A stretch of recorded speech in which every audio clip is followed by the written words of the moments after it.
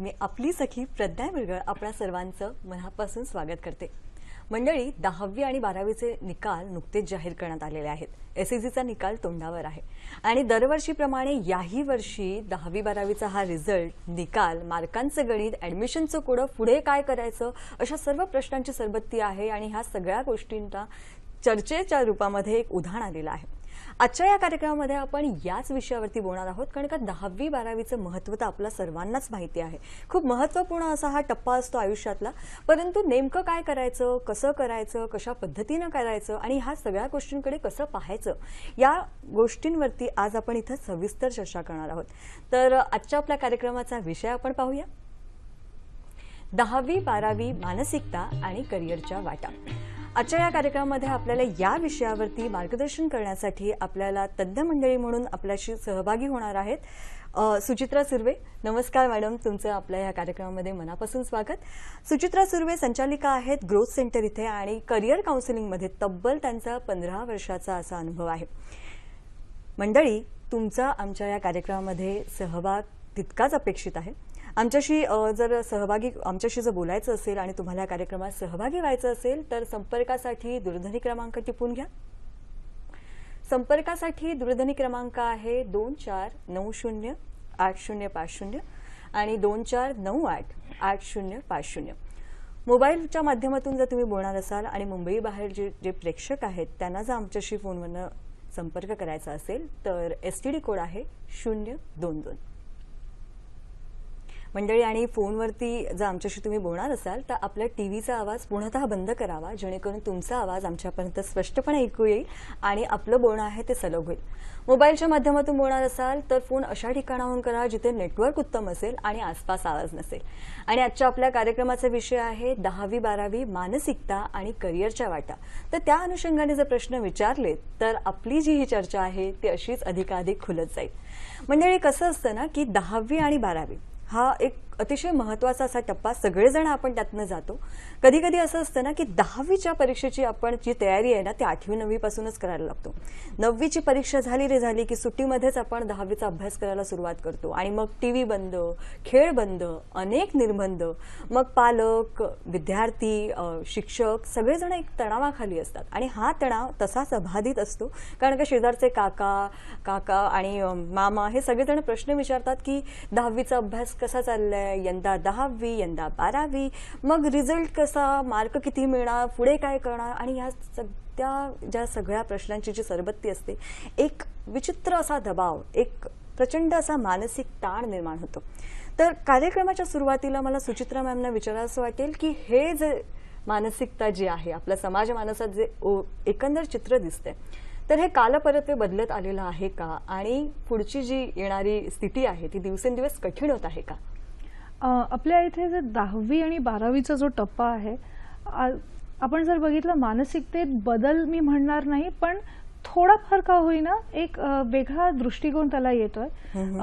Tension, थोडा stress किंवा जास्त टेन्शन, जास्त स्ट्रेस असं असायचं की पूर्वी विद्यार्थ्यांमध्ये खूप असायचं आणि सध्या असं झालंय की पालकांमध्ये हा स्ट्रेस, हा टेन्शन जास्त दिसायला लागतोय कारण त्यांना माहिती आहे की पुढच्या वाटा काय आहेत, पुढची वाटचाल कशी होणार आहे कोर्सेस कसे असणार आहेत, अभ्यासक्रम कुठला करावा नाही करावा.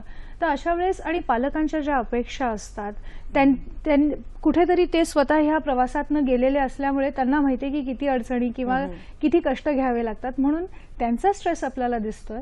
मुलांच्या मानसिकतेमध्ये फरक जर आपण म्हटलं की ते कुठेतरी अडकलेले आहेत की आईबाबांचं ऐकावं की स्वतःच्या ज्या इच्छा आहेत, अपेक्षा आहेत किंवा त्यांनी जो विचार केलेला माझं करिअर कसं असावं किंवा मी अमुक एक क्षेत्रात काम करावं, असं जे त्यांच्या डोक्यात चालू असतं तिथेही कुठेतरी त्यांची गफलत, टेन्शन ह्या सगळ्या गोष्टी असतात. आणि प्रसार माध्यम किंवा आपण बऱ्याचशा जे ओव्हरऑल वातावरण बघतो 10वी-12वीच्या मुलांचं असं असतं की पुढे काय करणार, कुठला कोर्स निवडलाय की नाही, तर ह्या सगळ्या गोष्टींचं कुठे ना कुठेतरी मुलांमध्ये टेन्शन असतं. आणि आता असं स्वरूप झालेलं आहे की एवढे कोर्सेस आहेत, एवढे अभ्यासक्रम आहेत, आपण वेगवेगळ्या शहरांमध्ये किंवा वेगवेगळ्या देशांमध्ये देखील जाऊन शिकू शकतो. म्हणून ते जे कन्फ्युजन आहे, तो जो गोंधळ आहे, त्याच्यामुळे थोडे ऑप्शन्स खूप आहेत.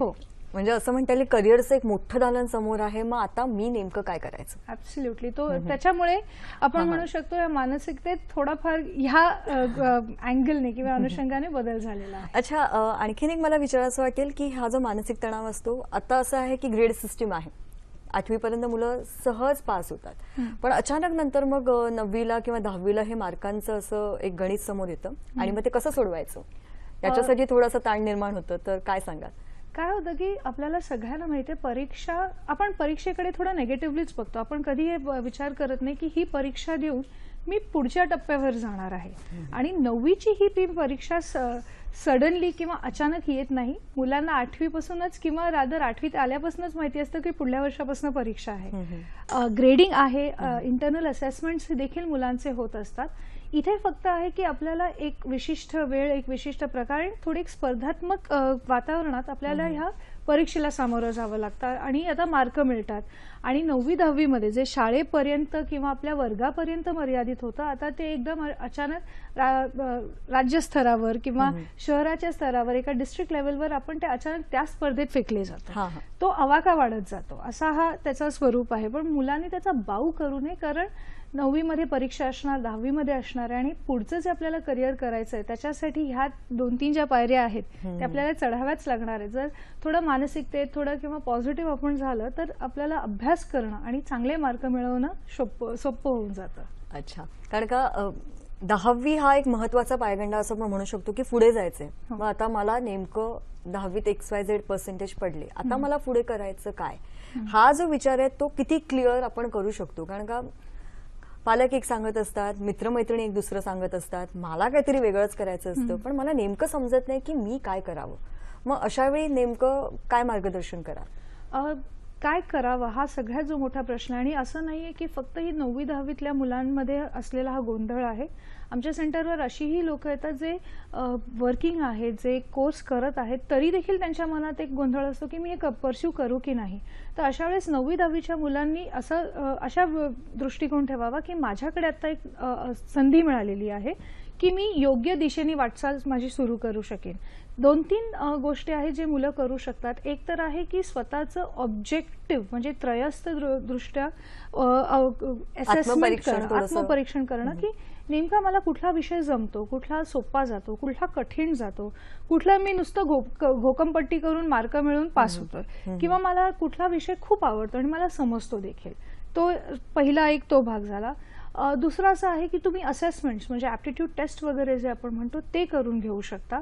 म्हणजे तुम्हाला एक ऑब्जेक्टिव्ह अनालिसिस मिळेल की तुमची क्षमता नेमकी कुठल्या फील्डमध्ये आहे. मग तुम्ही नंबर्समध्ये चांगले आहात, व्हिज्युअलायझेशनमध्ये चांगले आहात, की तुमची भाषेवरचं तुमचं प्रभुत्व चांगलं आहे. म्हणजे नुसती मला एखादी गोष्ट आवडते तर ती नुसती आवड असून किंवा तिच्याकडे कल असून चालणार नाही, तर ती परस्यू करण्यासाठी एक क्षमता पण लागते. ऍब्सोल्युटली. आणि ती ऍप्टिट्यूड टेस्ट मधून इझिली कळू शकते. ती ऍप्टिट्यूड टेस्ट मधनं कळते. आणि मुलांचं काय होतं किंवा पालकांचं पण असं असतं, त्याला अमुक एक विषय आवडतो, त्याला हे करिअर करायचंय म्हणून त्याला तिथे जाऊ दे. पण नुसती आवड, नुसतं पॅशन असून चालत नाही. जसं तू म्हणालीस, क्षमता गरजेची आहे. आणि काही कोर्सेस किंवा काही करिअर्सना एक विशिष्ट अभ्यासक्रम हा करावा लागतो.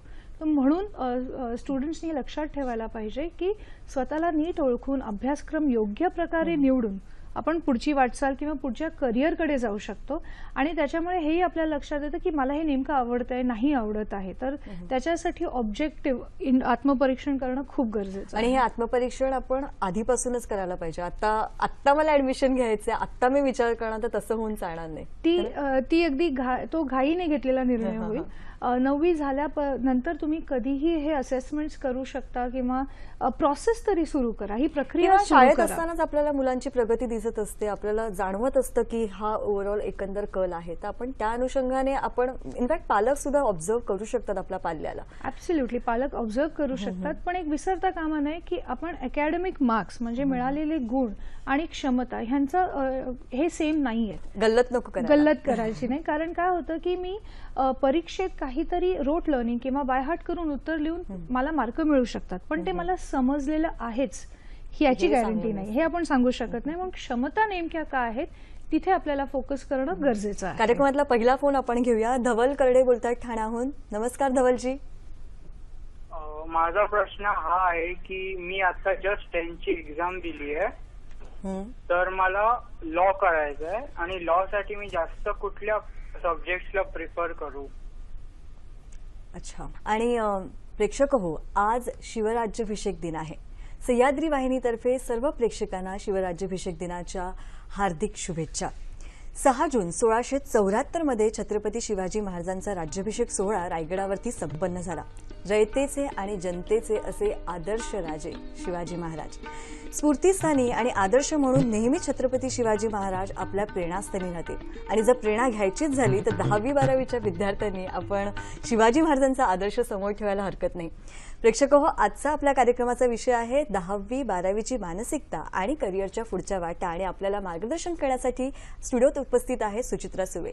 ब्रेकला जाण्यापूर्वी आपल्याला एक फोन आला होता ठाण्याहून.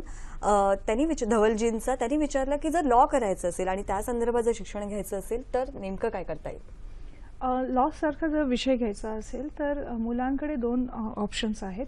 एक तर 12वी नंतर जी एंट्रन्स एक्झाम आहे, क्लॅट एंट्रन्स एक्झाम आहे, ती देऊन तुम्ही एक 5 वर्षाचा कोर्स करू शकता. 11वी-12वी तुम्ही आर्ट्स, सायन्स किंवा कॉमर्स कुठलाही विषय घेऊ शकता. कारण एंट्रन्स एक्झाम्सची तयारी करायची तर तुम्ही असा विचार करू शकता की कुठला विषय मला सोपा जातोय, जेणेकरून मी वेळ कुठे वाचवू शकतो, ज्याच्यामुळे मी प्रवेश परीक्षेची तयारी करू शकतो. आणि दुसरा टप्पा म्हणजे कुठल्याही फील्डमधून ग्रॅज्युएशन केल्यानंतर 3 वर्षाचा LLBचा असा कोर्स तो करू शकतो. लॉ एक लक्षात ठेवायला पाहिजे की कुठेतरी एक मिथ असतं मुलांमध्ये की मी छान भांडू शकते किंवा लोकांशी बोलू शकते म्हणून आर्ग्युमेंट करू शकते. तर असं न करता अॅनालिसिस आणि लॉचं अंडरस्टँडिंग, तुमचं भाषेचं प्रभुत्व ह्याच्यावरती फोकस जर असेल तर नक्की तुम्ही लॉ ह्या करिअरमध्ये सक्सेसफुल होऊ शकता. आपल्याला आपल्या या कार्यक्रमामध्ये मार्गदर्शन करण्यासाठी आणखीन एक तज्ज्ञ सहभागी होणार आहेत. रवींद्रन आहेत, आयुक्त आहेत कौशल्य विकास, रोजगार आणि उद्योजकता विभागाचे. नमस्कार रवींद्र सर, तुमचं आपल्या या कार्यक्रमामध्ये मनापासून स्वागत. आजचा आपल्या कार्यक्रमाचा विषय आहे 10वी-12वीची मानसिकता आणि त्याच्यानंतर करिअरच्या वाटा. तर सर तुम्ही काय सांगाल की 10वी-12वी नंतर नेमकं काय करता येईल आणि रोजगाराच्या ज्या संधी आहेत तर त्या अनुषंगाने कसं करिअर आपण निवडता येईल? नमस्कार मॅडम, संधीबद्दल धन्यवाद. आपल्याला महाराष्ट्र शासन आणि भारत सरकारची याच्या संकल्पनेने 2022 पर्यंत कौशल्य विकास करण्यासंदर्भात कमीत कमी 50 कोटीची लोकसंख्येला कौशल्य देण्यासंदर्भात शासनाने निर्णय घेतलेले आहे. त्याच्याप्रमाणे महाराष्ट्र शासनाने 2022 पर्यंत 4.5 कोटीची लोकांना कौशल्य देण्यासंदर्भात निर्णय घेतले. त्याच्यासाठी 2015 मध्ये प्रमोद महाजन कौशल्य व उद्योजकता विकास अभियान सुरू केलेले आहे.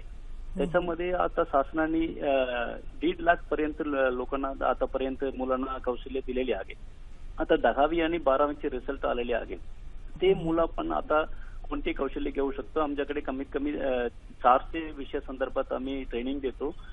पूर्ण महाराष्ट्रामध्ये 2250 BTP व्होकेशनल ट्रेनिंग प्रोव्हायडर आम्ही अपॉइंटमेंट केलेले आहे.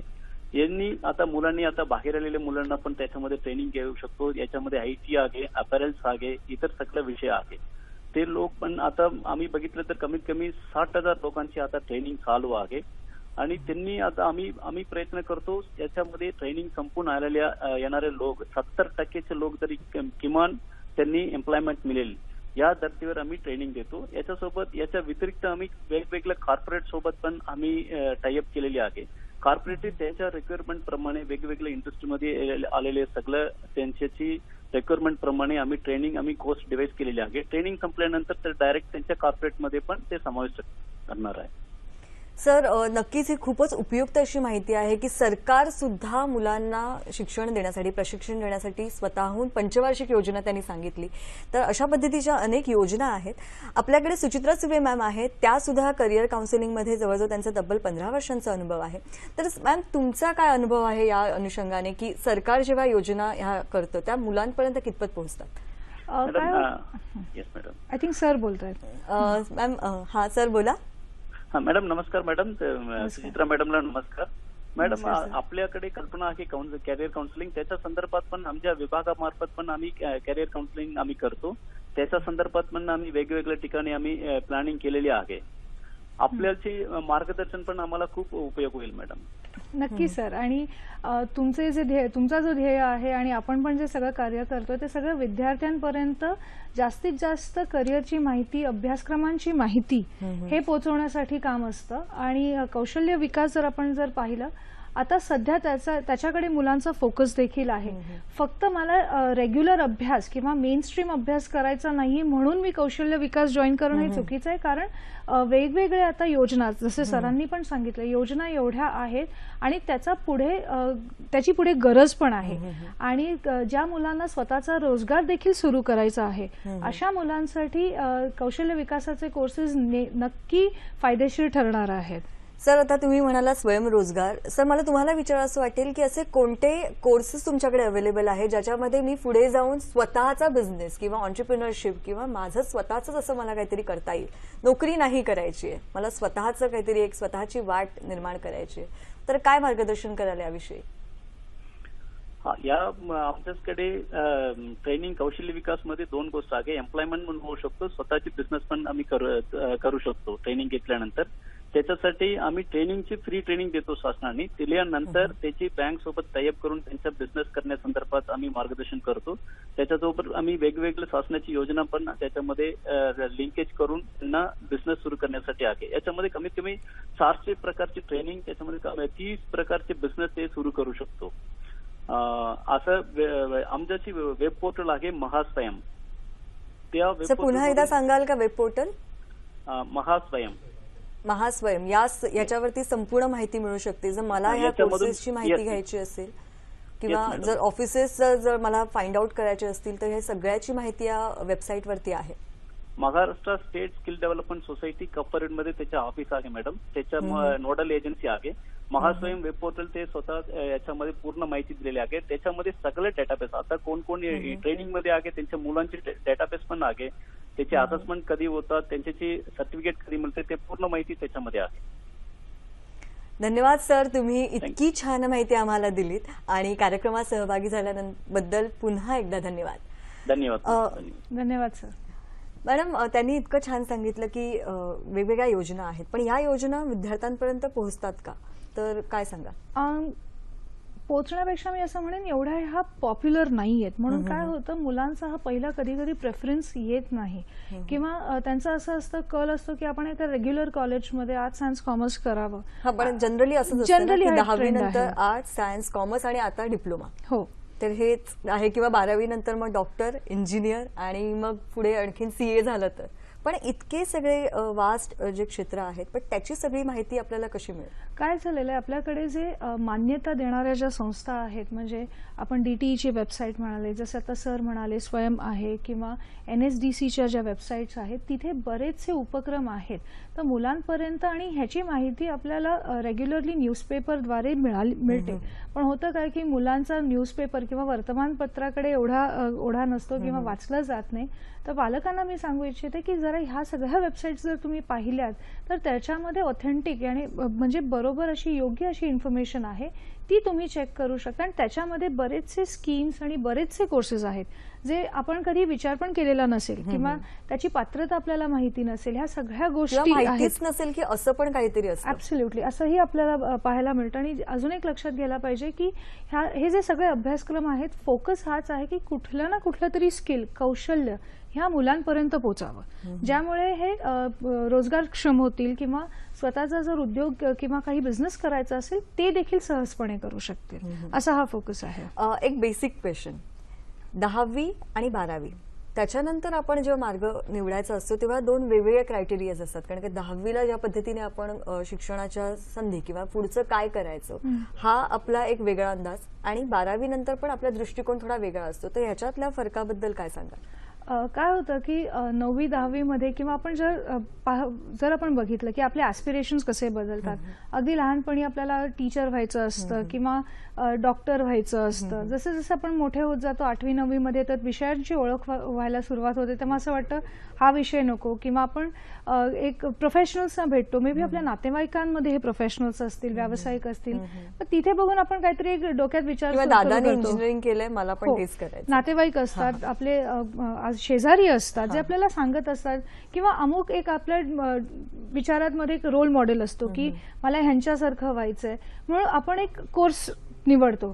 11वी 12वीत गेल्यानंतर लक्षात येतं अरे हा मी जसा विचार केलेला असा कोर्स नाहीये, आता मी बहुतेक 12वी नंतर बदलीन. तर तेव्हा काय होतं, थोडी अजून मॅच्युरिटी येते, थोडा विचार करण्याची पद्धत बदलते, मुलांची पर्सनॅलिटी बदलते. मुलं शाळेतून थोडं आणखी मोठ्या जगाकडे इंट्रोड्यूस झालेले असतात, त्यांना कळतं की भरपूर मार्ग आहेत, वेगवेगळ्या मुलांशी इंटरॅक्ट करतात. तेव्हा असं वाटतं की नाही, आपल्याला जे करिअर करायचे त्याची वाट कुठल्या तरी वेगळ्याच दिशेने येते. तर अशा वेळेस मुलांनी जेव्हा 10वी म्हणजे किंवा 11वीत ऍडमिशन घ्यायच्या आधी थोडा आपल्या ध्येयाबद्दल थोडा जर विचार करायला सुरुवात केला, म्हणजे आपण थोडं बॅक कॅल्क्युलेशन करून त्या अनुषंगाने कोर्सेस किंवा अभ्यासक्रम किंवा जी करिअरचा जो रूट मॅप आहे तो आपण सिलेक्ट करू शकतो. म्हणजे काय होतं की जर आपल्याला वाटलं की 12वी नंतर पण आपल्याला वाटा बदलायच्या आहेत, तरीही आपल्याला ते शक्य होऊ शकतं. पण अगदीच वेगळं वाटा न चूज करता आपण जे घेतलेलं आणि आपल्या ध्येयापर्यंत काय घेऊन जाणार आहे ह्याचा नक्की विचार करा. आता तुम्ही सांगितलं की आपण सगळं सेट असतं, आपण विचार करतो, आत्मपरीक्षण करतो, माझ्या क्षमता कौशल्य, पण 12वीतले आणि 10वीचे मार्क ऍडमिशनच्या दृष्टीने फार महत्वाचे आहेत. पण जर तिथे अपयश आलं तर मग कशा पद्धतीने मुलांची मानसिकता असावी आणि पालकांचा दृष्टिकोन कसा असावा? मार्कांचं अपयश जर मी सांगितलं तर कधी कधी असंही आमच्या बघण्यात येतं की 90% मिळालेला विद्यार्थी पण आनंदी किंवा उदासीन असतो, कारण त्याला असं वाटतं मी शाळेत पहिला यायला हवा होता किंवा मला 95% अपेक्षा होती.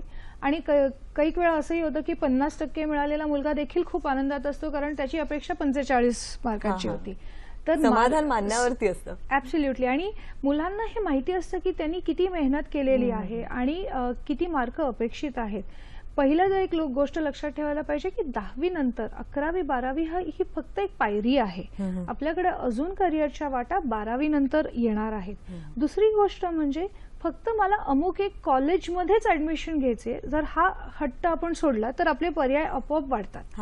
थोडं आपण मे बी ट्रॅव्हल करायला, मे बी तुमच्या शहरात तो कोर्स किंवा ते कॉलेज नसेल, तुम्हाला बाहेर जावं लागेल, ह्याची देखील तयारी ठेवली तर ऑटोमॅटिकली आपले ऑप्शन्स वाढतात. म्हणून मुलांनी कधी खचून जाऊ नये की मला कमी मार्क मिळाले, आता माझे ऑप्शन्स बंद झाले, मला पर्याय नाहीयेत, असं काही नाही. आपण असा विचार केला सोपं होईल. ऑप्शन्स ठेवायला काय हरकत आहे? बॅकअप प्लॅन नेहमी ठेवावा, बी सी झेड पर्यंत, है ना? 2 जरी असले तरी हरकत नाही, पण ते नीट विचारपूर्वक घेतले पाहिजेत आणि आपल्या क्षमतेनुसार, आपल्या आवडीनुसारच असावे. कारण खूप जर बॅकअप असले तर एक लेथार्जी किंवा फोकस जाण्याची शक्यता आहे की माझ्याकडे दुसराही अजून एक पर्याय. पण हिरमसून जाण्याचं काहीही कारण नाही. आपल्याला कार्यक्रमात पुढचा फोन येतो आहे. सुरेश गवळे बोलतात साताराहून. बोला. नमस्कार सुरेशजी.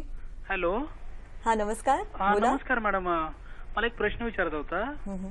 मॅडम माझं आता 12वी झालेलं आहे सध्या, तर मला इंजिनिअरिंग साठी अप्लाय करायचं होतं, तर सध्या कोणत्या क्षेत्रासाठी मी अप्लाय करू शकतो? मला म्हणजे इंजिनिअरिंग करायची होती, तर मला क्षेत्र निवडी संदर्भात भरपूर प्रश्न आहेत माझ्या मनामध्ये, पण नक्की कोणत्या क्षेत्रामध्ये, मेकॅनिकल इंजिनिअरिंग असेल तर सध्याचा स्कोप वगैरे असं काही, तेच मला समजत नाही मॅडम नक्की. ओके सुरेशजी, तुमचा प्रश्न कळलेला आहे.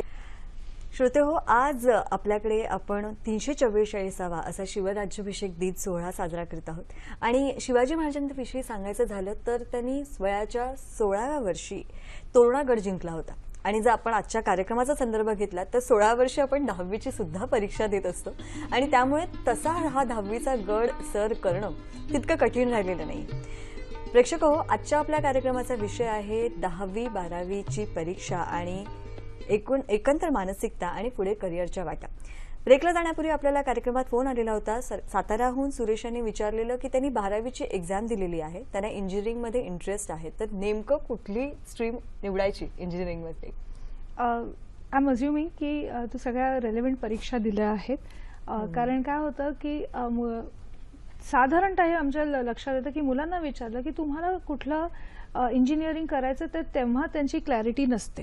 कारण फक्त एक सायन्स मी का घेतलंय कारण मला इंजिनिअरिंग करायचं. पण इंजिनिअरिंगमध्ये पण भरपूर इंजिनिअरिंगमध्ये 50हून अधिक शाखा आहेत जिथे आपण जर कोर इंजिनिअरिंग म्हणालो की मेकॅनिकल आहे, इलेक्ट्रिकल आहे, इलेक्ट्रॉनिक्स आहे, टेलिकम्युनिकेशन आहे किंवा आता जे अलाइड सिव्हिल इंजिनिअरिंग ह्या आपल्या कोर इंजिनिअरिंग फील्ड्स आहेत. तर ह्याच्यामुळे लक्षात घेतलं पाहिजे की आता आपल्याला जे दिसते bio related engineering, may be मी बायोटेक्नॉलॉजीमध्ये आहे किंवा मला पुढे जाऊन बायो इन्फॉर्मेटिक्स करायचं, बायोमेडिकल इंजिनिअरिंग करायचं आहे, कम्प्युटर्स एक आता कोर फील्ड किंवा अलाइड फील्ड आपण म्हणू शकतो, इन्फॉर्मेशन टेक्नॉलॉजी असं म्हणू शकतो. तर अशा वेळेस मुलांची क्लॅरिटी ह्याच्यामध्ये आलेलीच नसते की मी नेमका कुठलं इंजिनिअरिंग करायचं आहे. त्यात काय होतं की मेकॅनिकल हा बेस किंवा फाउंडेशन सगळ्यात मोठा असल्या कारणाने किंवा व्याप्ती त्याची मोठी असल्या कारणाने आपण सगळ्या फील्ड्समध्ये मेकॅनिकलचा कॉन्सेप्ट आपण वापरू शकतो. तर अशा वेळेस मी यांना सांगेन की तुम्ही विचार करा, तुम्हाला सर्किट्स किंवा बेसिक इलेक्ट्रिकल डायग्राम्स किंवा फिजिक्समध्ये इंटरेस्ट असेल तर इलेक्ट्रिकल किंवा इलेक्ट्रॉनिक्सचा विचार करू शकता. तुम्हाला मशीन्स किंवा एक मशीन कसं चालतं, त्याचा प्रोसेस काय आहेत किंवा मशीन उघडून बघण्याची जर आवड वगैरे असेल तर मेकॅनिकल आणि कोर रिलेटेड फील्ड्स घेऊ शकता. जर तुम्हाला सॉफ्टवेअर किंवा हार्डवेअर किंवा ॲनिमेशन, एस्पेशली सॉफ्टवेअर आणि हार्डवेअर जर करायचं असेल तर कम्प्युटर सायन्स अँड इंजिनिअरिंग अशा क्षेत्रामध्ये जाऊ शकता. हे झाली जी क्षेत्र आहेत. पण मुलांचा जनरली असा प्रश्न असतो की स्कोप कशात आहे. स्कोप जनरली कुठल्याही फील्डमध्ये नसतो, हा व्यक्तीमध्ये असतो. कारण एक लक्षात ठेवा, आता डिजिटायझेशन आहे, ऑटोमेशन आहे आणि सगळं टेक्नॉलॉजिकली ड्रिव्हन आहे. तर तुम्ही जेवढं स्वतःला अपडेट कराल आणि नवीन नवीन टेक्नॉलॉजी जेवढ्या आत्मसात कराल तेवढ्याच तुमचे स्कोप किंवा ऑप्शन्स वाढत जातील. इलेक्ट्रॉनिक्स जरी मी केलं आणि मी कुठला एक म्युझिक सिस्टम जरी तयार केलं तरीही मी एका ऑटोमोबाईल कंपनीमध्ये काम करू शकते. हे सगळे अलाइड आहे की तुम्ही एक शिक्षण घेता पण काम दुसरं करता नाही. कारण आपल्याकडे आता ज्या आपण कार्स म्हणतो त्याच्यामध्येही जे सिस्टम्स आलेत, आपण जीपीएस सिस्टम पण म्हणू शकतो किंवा इलेक्ट्रॉनिक्समध्ये एवढे ऑप्शन्स आहेत. तर एक लक्षात घ्या की तुम्ही एक अमुक एक स्ट्रीम घेऊन वेगळ्या क्षेत्रामध्ये जाऊ शकतात. जर मी अगदी पॅकेजिंग इंजिनिअरिंग किंवा पेट्रोलियम किंवा फायर इंजिनिअरिंग किंवा सिरमिक इंजिनिअरिंग असे देखील जे कोर्सेस घेतले जे पॉप्युलर नाही आहेत किंवा मायनिंग इंजिनिअरिंग सारखे असेही क्षेत्र आहेत, तर मुलांना मी एक सांगेन, जेव्हा तुम्ही इंजिनिअरिंग किंवा सायन्स घेता की मला इंजिनियर व्हायचं आहे तर थोडे कुठले स्ट्रीम्स अवेलेबल आहेत, त्याचा करिक्युलम कसा असणार याची थोडी माहितीच घ्यायला हरकत नाहीये. म्हणजे अचानक जेव्हा 12वीचे रिझल्ट्स येतात आणि आपल्याला फॉर्म्स भरायचे असतात तेव्हा विचार करायचे, तेव्हा गोंधळ उडत नाही. आपल्याला कार्यक्रमात पुढचा फोन येत आहे. मीरा रोडहून स्वाती गायकवाड बोलतात. स्वातीजी नमस्कार, बोला. नमस्कार मॅडम, मी स्वाती गायकवाड बोलते मीरा रोडवरून. मला माझ्या मुलाबद्दल प्रश्न विचारायचा आहे. मला माझ्या मुलाबद्दल प्रश्न विचारायचा आहे. विचारा. माझा मुलगा आता सध्या 6वीला आहे आणि मला त्याचं करिअर नेव्हीमध्ये करायचं, तर मला त्याच्याबद्दल माहिती हवी होती. ओके, धन्यवाद. नेव्हीतल्या करिअर बद्दल जर मी योग्य ऐकलं असेल तर मुलगा 6वीत आहे, इयत्ता 6वीत आहे. तर तुम्ही खूप आधीपासूनच तयारी करताय. एक लक्षात ठेवा, जर नेव्ही सारख्या करिअरमध्ये जायचं असेल तर तुम्ही आयदर 12वी नंतर म्हणजे सायन्स घेऊनच 12वी नंतर किंवा ग्रॅज्युएशन नंतर जाऊ शकता. पण लक्षात घ्या 6वीत आहे, अजून त्याचे सायन्स म्हणजे फिजिक्स आणि मॅथमॅटिक्स हे अजून विषय त्याचे सुरू झालेले नाहीये. तर त्याला 8वी 9वी मध्ये पर्यंत येऊ देत, जरा चेक करा की याची क्षमता काय आहे, त्याला हे जमतंय का. आणि नेव्ही मधले जेव्हा आपण करिअर्स म्हणतो किंवा टेक्निकल किंवा मी ऑन द शिप जेव्हा असणार आहे, मरीन मरीन इंजिनिअरिंग आहे ते तो वेगळा नेव्हीमध्ये पण माणूस जाऊ शकतो. नेव्ही आणि मर्चंट नेव्ही ह्या दोन वेगळ्या गोष्टी झाल्या. तर काय होतं की जर इंडियन नेव्ही असेल तर तिकडे आपल्याला डिफेन्स फोर्सेसमध्ये जाण्यासाठी शैक्षणिक बरोबर तुम्हाला शारीरिक क्षमता देखील लागते. तर मुलाची कल बघा डिफेन्सेसमध्ये जाण्याची आवड आहे का. आणि मी खरंच सांगेन तर 6वी जरा खूप लवकर होईल, थोडं अजून 2 वर्ष जाऊ दे, तुम्हाला अजून ह्या मुलामध्ये चेंजेस किंवा इंटरेस्ट वेगळा वाटेल. आणखीन एक काय सूचना किंवा एक म्हणू शकता की एक सजेशन असं असू शकतं की फक्त तुम्हाला आवड आहे म्हणून त्याला घालू नका. त्याची क्षमता आणि त्याची आवड असेल तर त्याला या क्षेत्राकडे वळवण्यासाठी तुम्ही योग्य तो सपोर्ट देऊ शकता. म्हणजे एक्झिबिशन्स आहेत किंवा आता आपल्या इथे नेव्हल डॉक्स आहेत किंवा इथे जे शिपचे एक्झिबिशन देखील चालतात तिथे जाऊन बघू दे की याला खरंच आवड निर्माण होतीये का आणि त्याला ह्याच्यामध्ये जायचंय का. कल त्याचा असेल तर मग पुढे विचार करता येईल. मॅम मला अजून एक विचारावं असं वाटतं की अनेकदा अपयश येतं. म्हणजे मार्कांचं गणित असतं ऍडमिशनच्या संदर्भात. तुमचं निवड करायची असेल अमुक एक ऍडमिशन किंवा अमुक एक स्ट्रीमसाठी एक अहर्ता असते आणि जर ती पार नाही झाली किंवा अगदीच मला 40% आहेत 45% आहेत, मग मी काय करायचं. 10वीत जर कमी मार्क मिळाले तर तुमचा फोकस हा असायला पाहिजे की मला कुठेतरी 11वी 12वी साठी ऍडमिशन मिळायला पाहिजे. 2 वर्ष मेहनत करून खूप अभ्यास करून ते मार्क चांगले वाढवून 12वी नंतरच्या तुमच्यासाठी बऱ्याच अभ्यासक्रमांच्या ऑप्शन्स ओपन आहेत, वाटा अजूनही आहेत तुमच्याकडे, हे विसरून जाऊ नका. एक लक्षात घ्या 10वीचं एक तुमच्यासाठी एक लेसन असू दे की असं होऊ शकतं, म्हणून 2 वर्ष खूप मेहनत करून पुढच्या वाटचालीची तयारी करा. आणि अक्षरशः नापासच झालं तर आता काय झालेलं आहे, आपण पुन्हा एकदा परीक्षा देऊ शकतो जुलैमध्ये, तर त्याची देखील तयारी करा. कुठले विषय आपल्याला का जमले नाही हेही समजून घ्या आणि त्या विषयावर जास्त फोकस करून पुन्हा जुलैमध्ये ज्या परीक्षा होतील ते अपिअर करून तुम्हाला अजून एक संधी येतं, त्या संधीचं सोनं करणं तुमच्या हातात आहे. आणि पुन्हा एकदा तो अभ्यास तुम्हाला सोपा जाऊ शकतो. तितकं पण सोपं आहे की अगदीच अनेकदा असं बघितलं जातं की मार्क कमी पडले की नको ती टोकाची भूमिका घेतली जाते, पालकांची सुद्धा विद्यार्थ्यांची सुद्धा. तर मग 1 वर्ष वाया गेलो असं जर म्हणण्यापेक्षा की ते 1 वर्ष आहे अजून तुमच्याकडे, हा अप्रोच थोडा असणं गरजेचं आहे का. हो, तुम्ही ती तयारी करू शकता किंवा तो निर्णय घेऊ शकता की मी पुन्हा एकदा या परीक्षेला सामोरं जाईन.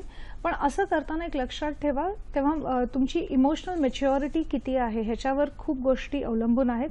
कारण होतं काय की आपले मित्र पुढे गेलेले असतात, सगळ्या शेजारी नातेवाईकांना जास्ती काळजी असते की तू 1 वर्ष काय करणार आहे. तर त्याबरोबर तुम्ही जर छोटे कुठले कोर्सेस केले, स्वतःला नीट ऑक्युपाईड ठेवलं, टाइम मॅनेजमेंट केलं, डिसिप्लिन ठेवलं. 1 वर्षाचा काळ आहे ना आत्मपरीक्षण करण्यासाठी खूप महत्वाचा ठरू शकतो की अभ्यासही आहे, तुमच्या शाळेतला वेळही वाचतो आणि मग कुठेतरी तुम्ही स्वतःला प्रश्न विचारून ऑब्झर्व करून पुढे काही आणखीन वेगळ्या पद्धतीने पण आपण समोर येऊ शकतो, असंही होऊ शकतं. आय थिंक पुन्हा एकदा स्वतःचं ध्येय चेक करून पहा, योग्य दिशेने जाताय का, तुम्हाला हे करायचं आहे का.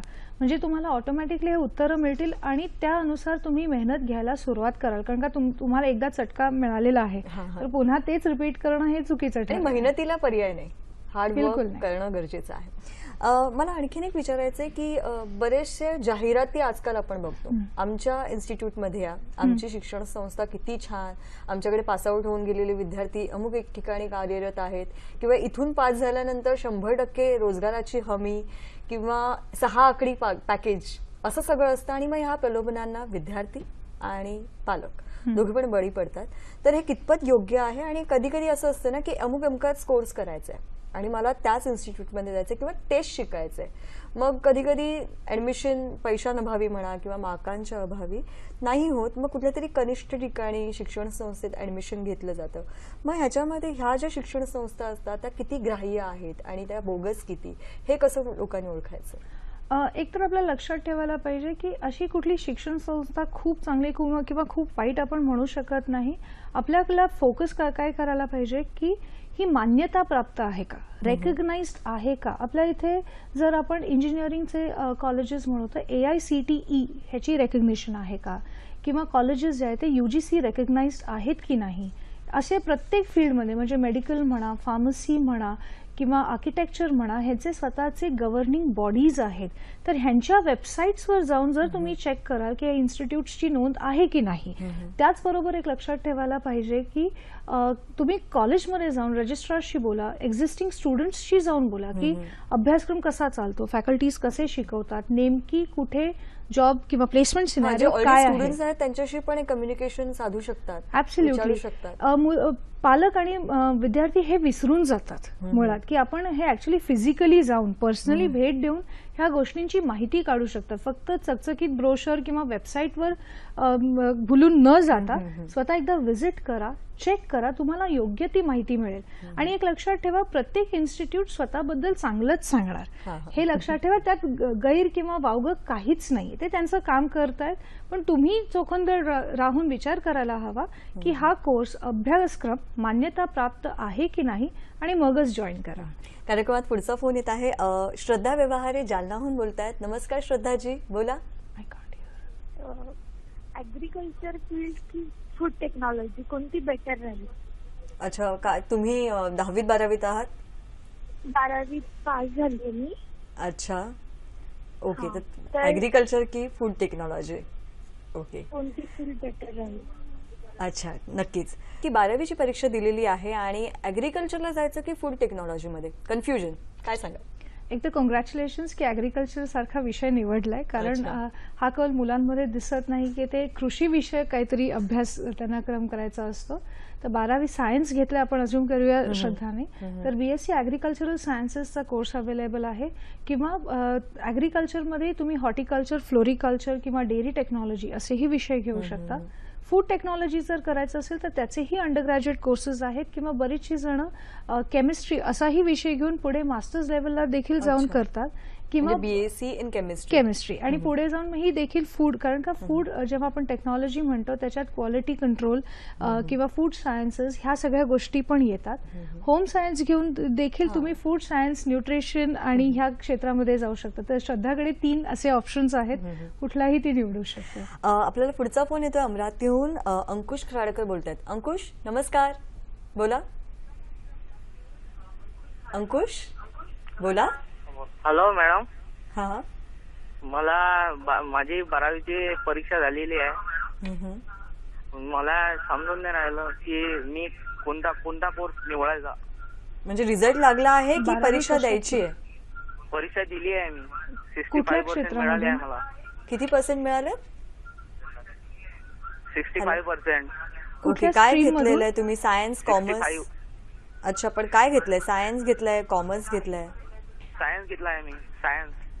ओके. आणि कुठल्या सीईटी एंट्रन्स एक्झाम, कुठली एंट्रन्स एक्झाम साठी कुठली तयारी केली आहे का तुम्ही? दिली आहे का कोणती? कोणती? नाही. अच्छा, पुढे काय करायचं? नाही. ठीक आहे अंकुश, मॅम मार्गदर्शन करतील. ओके. आता अंकुश एक युनिक सिच्युएशन आहे की त्यांनी कोणतीच प्रवेश परीक्षा दिलेली नाही. याचा अर्थ असा होतो की प्युअर सायन्सेस जे आहेत, आपण बीएससी ज्याला म्हणतो, त्याचे ऑप्शन्स त्याच्याकडे आहेत, जिथे आपण जर त्याला फिजिक्स, केमिस्ट्री किंवा लाईफ सायन्सेसमध्ये इंटरेस्ट असेल तिथे जाऊ शकतात. एक लक्षात घ्या, जेव्हा आपण बीएससी सारखा विषय घेतो तेव्हा तो रिसर्च ओरिएंटेड म्हणजे संशोधनात्मक हा विषय आहे. तर तुम्हाला पुढे जाऊन मास्टर्स करणं भाग आहे, कारण का ते किमान पीएचडी ऑप्शन आहे. बऱ्याचशा रिसर्च कंपनीज, फार्मा कंपनीज अशा ठिकाणी ह्या मुलांना जॉब्स लागू शकतात. इनफॅक्ट आपण इस्रो सारख्या ज्या पण कंपनीज आहेत जिथे रिसर्च आहे, स्पेस सायन्सेस मध्ये रिसर्च आहे, हे सगळे स्टुडंट्स हे बीएससी किंवा प्युअर 55% आहेत आणि सायन्स घेतले, तर गरजच नाहीये की त्यांनी बीएससी कम्प्लीट केलं पाहिजे. नाही, मी तिथेच पण येत होते की जर सायन्स मध्येच खूप इंटरेस्ट असेल तर हे ऑप्शन्स आहेत. पण त्या व्यतिरिक्त देखील तुम्ही मॅनेजमेंट स्टडीज साठी जाऊ शकता, किंवा मास मीडिया सारखा विषय आहे, किंवा ह्युमॅनिटीज मध्ये म्हणजे आर्ट्स जे आहे तिथे तुम्ही प्रयत्न करू शकता. सोशल वर्क आहे, हॉटेल मॅनेजमेंट आहे. पण एक लक्षात घ्या, रॅन्डमली नका विचार करू. लक्षात घ्या की तुम्हाला कुठला विषय सहज जमण्यासारखा आहे, तुमची क्षमता कशात आहे. कारण पुन्हा मग असं होईल की एक कोर्स तुम्ही निवडलात आणि तो झेपत नाहीये किंवा त्याच्यात कमी मार्क मिळाले, मग पुढच्या करिअरच्या वाटा तेवढ्या लिमिटेड होत जातात. असं होता कामा नये. तर नीट जरा विचार करून की मला नेमकं कुठल्या क्षेत्रात जायचंय. मला बँकिंग इंडस्ट्रीमध्ये जर जायचं असेल तर मे बी कॉमर्स घेऊ शकता, पण मला सायन्समध्ये रिसर्च करायचं असेल तर सायन्स रिलेटेड विषय आहेत, किंवा माझं लिखाण चांगलं आहे, वाचन चांगलं आहे, तर आर्ट्स अँड ह्युमॅनिटीज मध्ये जायला हरकत नाहीये. म्हणजे ऑप्शन्स खूप आहेत, फक्त निर्णय घ्यायचा की काय करायचं. मला अजून एक विचार असं वाटतं की परदेशी शिक्षण अनेकदा असं असतं स्टेटस सिम्बल किंवा आकर्षण असतं की परदेशात जायचंय, तिथे शिकायचंय. कधी कधी आर्थिक सुबत्ता असते, खूप पैसे आहेत, ठीक आहे आपण विदेशात जाऊन आपण एक डिग्री घ्यायला हरकत नाही. तर हे जी मानसिकता आहे किंवा जर खरोखरच परदेशात जाऊन जर शिक्षण घ्यायचंय तर कितपत योग्य, किती काय म्हणू शकतो आपण, तिथला दर्जा किती चांगला आहे, आणि जर खरंच जायचं असेल तर नेमकी काय प्रोसेस आहे? ओके. जर तुम्ही परदेशात जाणार असाल तर आम्ही हे पाहिलेलं की बरीच मुलं ही 12वी नंतर देखील जातात किंवा ग्रॅज्युएशन कंप्लीट केल्यानंतर जातात. येस, तिकडचा दर्जा वेगळा आहे, इंटरनॅशनल आहे, ग्लोबल आहे, मल्टीकल्चरल एन्व्हायरमेंट आहे, एक्सपोजर आहे, आणि सगळ्यात महत्त्वाचं वेगवेगळे अभ्यासक्रम आणि स्पेशलायझेशन चूज करण्याची तुम्हाला एक संधी मिळते. आणि कारण तुम्ही तिथे एकटेच असता, स्वतःहून सगळ्या गोष्टी करता, तो ऑटोमॅटिकली जो इंडिपेंडन्स आहे किंवा एक फोकस जो आहे अभ्यासात तो यायला सुरुवात होतो. पॉप्युलर जर आपण बघितलं तर US, UK, ऑस्ट्रेलिया ह्या कंट्रीजमध्ये आपली जास्ती मुलं जातात. सिंगापोर आहे, त्याचबरोबर जर्मनी आहे. आणि प्रत्येक कंट्रीची ही प्रवेश प्रक्रिया वेगळी आहे किंवा जी पात्रता आहे, जी विषयांची जी गोष्ट आहे ती वेगळी असते. तर तुम्हाला आर्थिकदृष्ट्या पण प्रत्येक ठिकाणी वेगवेगळे आर्थिक जर दृष्ट्या म्हणाल तर आपण ऑस्ट्रेलिया, UK मध्ये प्रत्येक वर्षाचा जर कोर्स आपण जर म्हणालो किमान 8 ते 10 लाखापासून सुरुवात होते. जर US जर आपण म्हणालो तर किमान 15 ते 20 लाखापासून तयारी होते. आणि जर तिकडे अंडर ग्रॅज्युएट करायचं असेल तर जर USA असेल तर 4 वर्षाचा कोर्स आहे, तर तुम्ही 15-20 लाख इंटू 4 वर्ष. ऑस्ट्रेलिया किंवा UK असेल तर 8-10 लाख इंटू 3 वर्ष, प्लस वरचा खर्च, राहण्याचा खर्च, ह्या सगळ्या गोष्टी आहेत. पण येस, स्कॉलरशिप आहेत, फायनान्शियल एड्स आहेत, आणि बरीच मुलं लोन घेऊन देखील जातात. तर पर्याय भरपूर आहेत. पण एक लक्षात ठेवा, तेव्हा स्पर्धा ही ग्लोबल असणार आहे. आपल्याला कार्यक्रमात पुढचा फोन अमोल बोडे बोलतायत औरंगाबादहून. नमस्कार अमोलजी, बोला. हो, मला स्पर्धा परीक्षेमध्ये उतरायचं वाटतंय. बोला मॅडम, मला स्पर्धा परीक्षेमध्ये उतरायचं आहे, तर त्यासाठी काय काय करावे लागेल? तुम्ही आता कितवीत आहात? 10वी, यंदा 10वीची परीक्षा दिली. अच्छा, स्पर्धा परीक्षांची तयारी नक्कीच. तर ते कलेक्टर, जिल्हाधिकारी व्हायचंय मला. तर स्पर्धा परीक्षेमध्ये उतरल्यावर काय काय करावं लागेल, ती प्रोसेस कशी असते पुढे? नक्कीच मॅडम तुम्हाला मार्गदर्शन करतील. धन्यवाद. स्पर्धा परीक्षांबद्दल ओके, चांगलं आहे की स्पर्धा परीक्षांमध्ये इंटरेस्ट आहे. एक लक्षात घ्या, स्पर्धा परीक्षांमध्ये जेव्हा तुम्हाला जायचं असतं तेव्हा MPSC राज्यस्तरावर MPSC आहे किंवा नॅशनल लेवलवर, सेंट्रल लेवलवर UPSC ही परीक्षा आहे. ग्रॅज्युएशन नंतरच्या ह्या परीक्षा आहेत, पण त्यांची पूर्वतयारी किमान 3 वर्ष आधी सुरू होते. 12वी नंतर किमान तुम्हाला वाचन, लिखाण, जनरल नॉलेज ह्या सगळ्या गोष्टी तुम्ही आत्मसात करायला हव्यात, तुम्हाला वाचायला हवंय.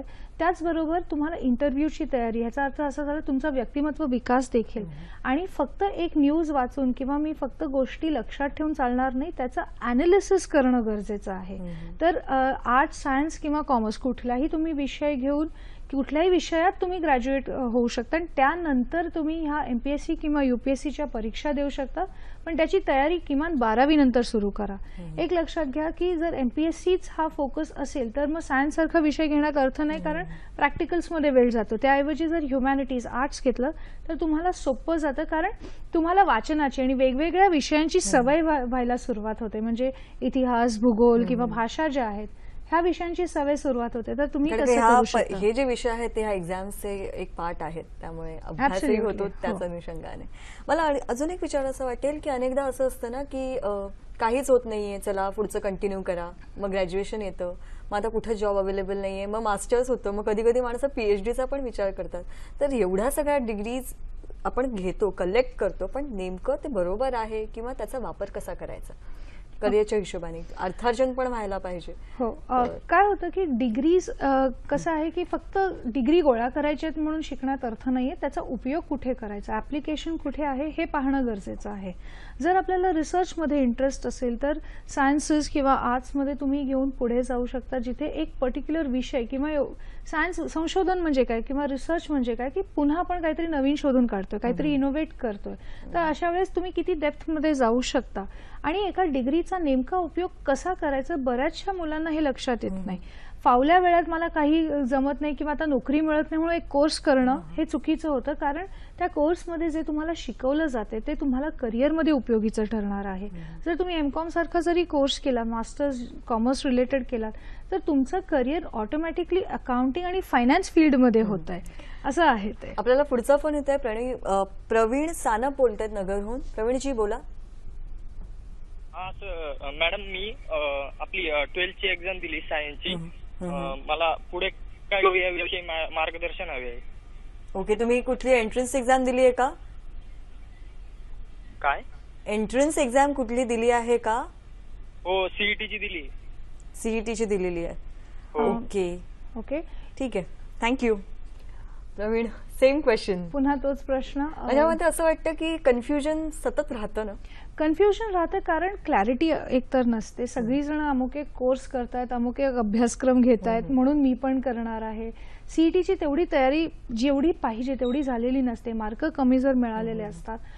तेव्हा असं असतं की माझ्या डोक्यात से फॉर एक्झाम्पल इंजिनिअरिंग असेल, मला मेकॅनिकलच करायचंय, पण मग दुसऱ्या पण स्पेशलायझेशन किंवा ब्रांचची तयारी ठेवायला हरकत नाहीये जर इंटरेस्ट असेल तर आणि जमत असेल तर. तर ह्याला सांगायचं झालं की तुम्हाला जर असेल तर बीई बीटेकचे ऑप्शन्स आहेत, पण त्याचबरोबर बीएससी किंवा बीए किंवा आधी म्हटल्याप्रमाणे हॉटेल, सोशल वर्क असेही कोर्सेस अवेलेबल आहेत. पण आता निर्णय घेताना थोडा विचार करा की आपल्याला हे सगळी जण सांगतात म्हणून मी हा कोर्स करणार आहे का मला खरंच माझं करिअर किंवा माझं ध्येय या क्षेत्रात आहे. अच्छा, आणि खूप सेक्टर्स आहे, सर्व्हिस सेक्टर आहे, मेडिकल आहे, मॅनेजमेंट आहे, अगदीच नाही तर कम्युनिकेशनचं फील्ड खूप वास्ट झालेलं आहे. तुम्ही आरजे बनू शकता, अँकर बनू शकता आणि अनेक गोष्टी आहेत. तर याच्यामध्ये जेव्हा आपण असतो तेव्हा मग त्याच वाटा ढुंढण्यापेक्षा ही जी माहिती आहे किंवा स्वतःचं सेटअप करायचं असेल तर नेमकं खूप कन्फ्युजन असतात, तरी थोडक्यात कोणत्या बाबींचा विचार करायला पाहिजे? करिअर निवडताना ज्या बेसिक गोष्टी मुलांनी नेहमीच लक्षात ठेवायला पाहिजे, एकतर आपली क्षमता काय आहे, त्याचबरोबर त्याला आपल्या आवडीची जोड आहे की नाही ते पाहायला पाहिजे. आपलं व्यक्तिमत्व कसं आहे तेही समजून घ्या. अजून एक आपण जर म्हणाल IQ इंटेलिजन्स काय आहे की ग्रास्पिंग माझी केवढी आहे ते बघा. तुमच्यामध्ये एक शैक्षणिक म्हणजे अकॅडमिक ओरिएंटेशन आहे का ते समजून घ्या. फायनान्स म्हणजे आपल्याला किती खर्च आपण करू शकतो आणि किती वर्ष आहेत आपल्याकडे की ज्याच्यामुळे मी असं म्हणू शकतो की मी ग्रॅज्युएशन नंतर अजून 3 वर्ष मी जरी शिकलो तरी चालेल का नाही, मला ग्रॅज्युएशन झाल्या नोकरी मिळाली पाहिजे. तर ह्या सगळ्या गोष्टींचा आणि अजून एक महत्वाची म्हणजे आपलं आरोग्य, आपली हेल्थ कशी आहे हे देखील पाहायला पाहिजे. तर ह्या सगळ्या गोष्टींवर जर आपण नीट ऑब्जेक्टिव्हली विचार केला तर एक डिसिजन घेणं सोपं जातं. मुलुंडहून आपल्याला एक फोन येतोय. नियंती पाडावे बोलतायत. नमस्कार, बोला. नियंतीजी बोला. नमस्कार. हॅलो, मी आता 10वीची परीक्षा दिलेली आहे. मला संगणकामध्ये आवड आहे आणि मला जरा त्याच्याबद्दल कॉम्प्युटर इंजिनिअरिंग या विषयाबद्दल माहिती पाहिजे आहे, सविस्तर माहिती. डिप्लोमा आणि 12वी नंतर. ठीक आहे. 10वीची एक्झाम डिप्लोमा की सायन्स घ्यायचं? कसं आहे की 10वी नंतर डिप्लोमाचा ऑप्शन आहे जिथे तुम्ही 3 वर्ष कम्प्युटर्स किंवा संगणकाचा कोर्स करू शकता. 12वी नंतर प्रवेश परीक्षा क्लिअर केल्यानंतर बीई किंवा बीटेक तुम्ही कम्प्युटर सायन्स किंवा कम्प्युटर इंजिनिअरिंग किंवा इन्फॉर्मेशन टेक्नॉलॉजीमध्ये करू शकता. जर 12वी मध्ये तुम्ही आर्ट्स, सायन्स किंवा कॉमर्स घेतलं असेल पण गणित असेल असा विषय तर तुम्ही BSCIT किंवा BCA सारखा देखील कम्प्युटर रिलेटेड कोर्स करू शकता. एक लक्षात ठेवा, कम्प्युटर इंजिनिअरिंग किंवा सॉफ्टवेअर इंजिनिअरिंग एक असं क्षेत्र आहे जे नेहमी स्वतःला अपडेट करत राहतं, रिडंडंट करतं, म्हणजे नवीन नवीन टेक्नॉलॉजी येत जाते. जर तुमचं व्यक्तिमत्व आणि तुम्हाला जी आवड आहे की ज्याच्यामुळे तुम्ही सातत्याने एक नवीन परीक्षा, एक नवीन टेक्नॉलॉजी शिकू शकता तर ह्या क्षेत्रामध्ये तुमचा टिकाव होणं, निभाव होणं सोपं जातं. आणि कम्प्युटर्स जेव्हा घेत असतो तेव्हा एक विचार करा, तुमचं मॅथमॅटिक्स, लॉजिक किती स्ट्रॉंग आहे. जर ते स्ट्रॉंग असेल तर तुमच्यासाठी कम्प्युटर्समध्ये तुम्ही जाऊ शकता.